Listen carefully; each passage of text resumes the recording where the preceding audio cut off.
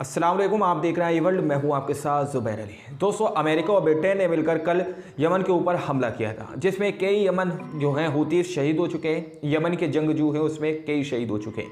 अब report Yemen के Houthis की तरफ से जारी कर दी गई है कि अमेरिका और ब्रिटेन के हमले के अंदर कितने यमन के हूतीस शहीद हुए हैं, उस रिपोर्ट को मैं आप लोगों के सामने रखूंगा। वहीं पर दोस्तों, यमन के हूतीस जिस तरह से लाल सागर के अंदर हर जहाज को अपना निशाना बना रहे हैं जो इजराइल से संबंधित है, उन जहाजों को अपना निशाना बना रहे हैं, तो अब यूएई के पेट में दर्द होना शुरू हो गया है। यूएई ने जिस का शर्मनाक बयान यमन के हूतीस के लिए दिया है, उस बयान को आप लोग सुनिएगा ताकि आप लोगों को यह पता चल सके कि जो लोग ये कहते हैं कि दुनिया के अंदर 57 मुस्लिम देश है, जब ये जंग छिड़ी तो पता चला सिर्फ और सिर्फ फिलिस्तीनियों का समर्थन करने वाला सिर्फ एक देश जो कि यमन था, एक वाहिद देश यमन था। उस पर अब सब लोगों ने मिलकर, अमेरिका ने मिलकर और ब्रिटेन ने मिलकर, कई अन्य देशों ने मिलकर उस पर भी हमला कर दिया। दोस्तों, ये बहुत बड़े सवाल है कि आखिर बाकी के जो अरबी देश हैं, जो मुस्लिम देश हैं, आखिर क्यों यमन का साथ नहीं दे रहे, क्यों फिलिस्तीन का साथ नहीं दे रहे। ये यहूदी एक संग होकर एक अकेले देश पर, यमन पर हमला कर रहे हैं, जिसमें कई यमनी हूतीस को शहीद कर दिया गया। आखिर बाकी मुस्लिम देश कहाँ हैं?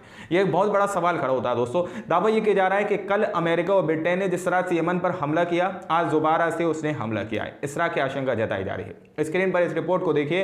इस रिपोर्ट के अंदर यह दावा किया जा रहा है कि अमेरिका की यमन पर दूसरे रोज भी शदीद बमबारी की गई है। वहीं पर यह दावा किया जा रहा है कि सना में वाक़े दलमी फौजी अड्डे पर बमबारी की गई है।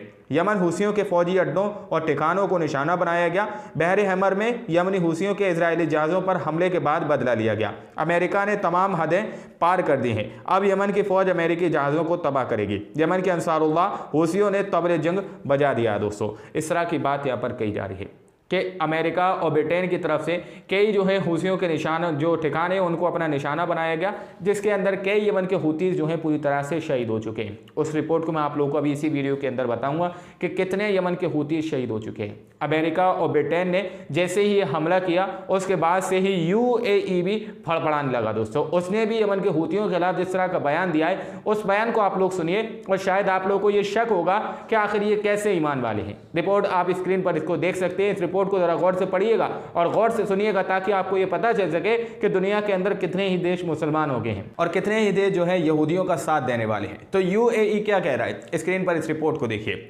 यूएई का कहना है कि यमन के हूतीस हमले अस्वीकार्य हैं, यानी कि यमन के हूतीस जो लाल सागर के अंदर अपनी कार्रवाई कर रहे हैं, इजराइल के संबंध वाले जहाजों को जो निशाना बना रहे हैं, और यमन के हूतीस ने फिलिस्तीनियों से ये जो है दावा किया हुआ है, उन्होंने ये वादा किया हुआ है कि कोई भी जहाज इजराइल तक नहीं जाएगा। जिस जहाज़ों को यमन के हूतीस अपना निशाना बना रहे हैं, तो यूएई कह रहा है कि ये जो हमले जहाज़ों पर हो रहे हैं ये अस्वीकार्य हैं, इनको स्वीकार नहीं किया जा सकता किसी भी तरह से, यानी कि इन हमलों को पूरी तरह से वो गलत कह रहा है यूएई। लेकिन यमन के हूतीस ने इन जहाज़ों को क्यों निशाना बनाना शुरू किया?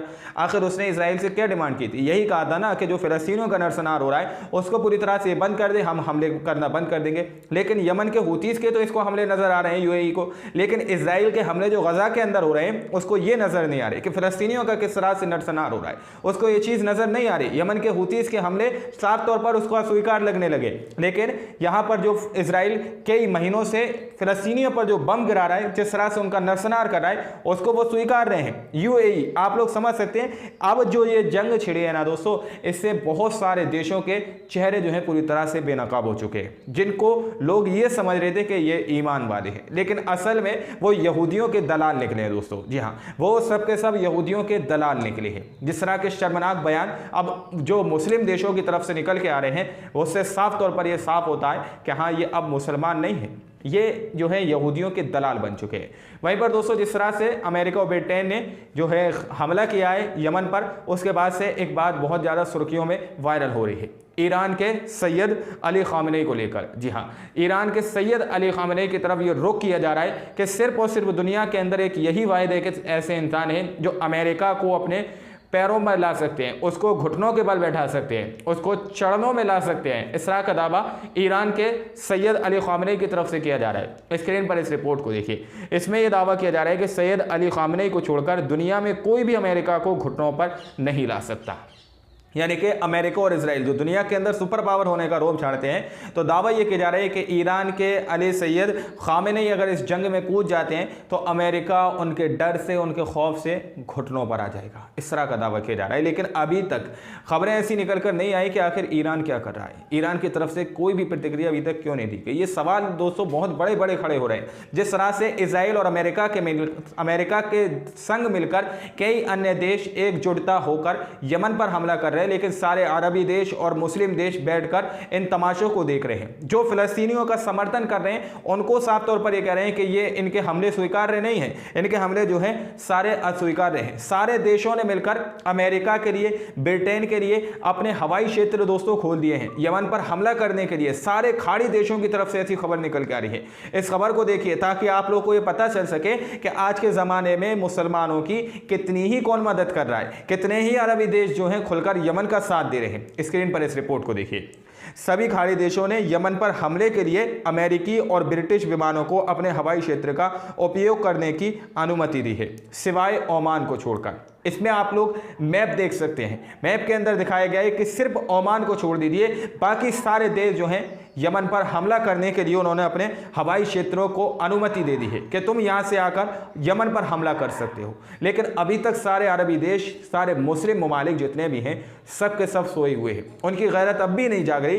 कितने तादाद में फिलिस्तीनियों का नरसंहार हुआ, उनको मार दिया गया। अब सारे देश मिलकर यमन को जो है घेरने का काम कर रहे हैं। यमन को आखिर यमन ने क्या बिगाड़ा? उसका सिर्फ और सिर्फ यही कसूर है कि उसने फिलिस्तीनियों का दोस्तों साथ दिया।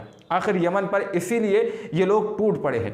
तो यमन की तरफ से भी ये बयान दे दिया गया कि हम उनसे बिल्कुल नहीं डरते जो अमेरिका से डरते हैं, अमेरिका वालों से डरते हैं, हम उनमें से नहीं हैं कि हम उनसे डर जाएंगे। दोस्तों इस तरह की बात कही जा रही है। उनका ईमान, उनका जज्बा, उनका हौसला जो है बुलंदियों पर है। उन्होंने फिलिस्तीनियों से ये वादा किया हुआ है कोई भी जहाज अब भी इजराइल तक नहीं जाएगा। आप ये मत सोचना कि यमन के हूती शहीद हो रहे हैं तो हम जहाज़ों को जाना शुरू कर देंगे, उनकी आवाजाही शुरू कर देंगे। लेकिन यमन के हूतीस ने साफ तौर पर अब भी कई जहाज़ों को निशाना बनाया। अगली रिपोर्ट के अंदर मैं आप लोग के सामने वो रिपोर्ट रखूंगा जिसके अंदर अब भी अमेरिका और ब्रिटेन के हमले के बाद भी जो है यमन के हूतियों ने लाल सागर के अंदर कई जहाज़ों को अपना निशाना बनाया। दोस्तों अब यमन के हूतीस के प्रवक्ता की तरफ से जो दलील दी गई है, जो रिपोर्ट दी गई है कि ब्रिटिश और अमेरिका के हमले के में जो है कितने जो यमन के हूतीस हैं शहीद हुए हैं। स्क्रीन पर इस रिपोर्ट को देख सकते हैं। इसके अंदर ये दावा किया जा रहा है कि हूतीस के प्रवक्ता ने यह जानकारी दी है यमन पर अमेरिकी ब्रिटिश दुश्मन के हमलों में 5 लोग शहीद हो गए और 6 लोग घायल हो गए। दोस्तों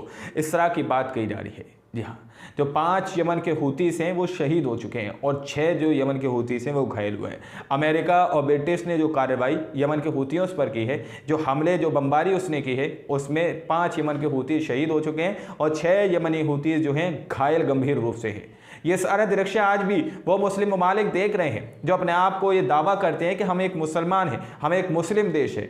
यहीं पर अमेरिका और इजराइल के संग मिलकर कई अन्य देश जो है खुलकर, जी हाँ, खुलकर इजराइल का समर्थन कर रहे हैं, खुलकर अमेरिका का समर्थन कर रहे हैं और यमन पर हमले करने के लिए पूरी तरह से अमेरिका के साथ खड़े हैं। दोस्तों लेकिन ये लोग पता नहीं कहां पर सोए हुए हैं। वहीं पर दोस्तों क्राउन प्रिंस मोहम्मद बिन सलमान के लिए लोग जो है सोशल मीडिया पर किस तरह की बात कर रहे हैं। स्क्रीन पर इस रिपोर्ट को देखिए। इस रिपोर्ट के अंदर यह दावा किया जा रहा है कि ये कभी मत भूलो कि यमन पर अमेरिकी बमबारी केवल इस बदबूदार आदमी के कारण ही संभव है। इस तरह से एक फोटो लगाया गया है क्राउन प्रिंस मोहम्मद बिन सलमान का, सऊदी अरब के हैं। इनका ये फोटो लगाकर आम नागरिक, आम जनता जिस तरह की बात कर रही है, कम से कम इसको देखकर तो लोगों की आत्मा जाग जानी चाहिए, मुस्लिम और अरबी देशों की आत्माएं जाग जानी चाहिए।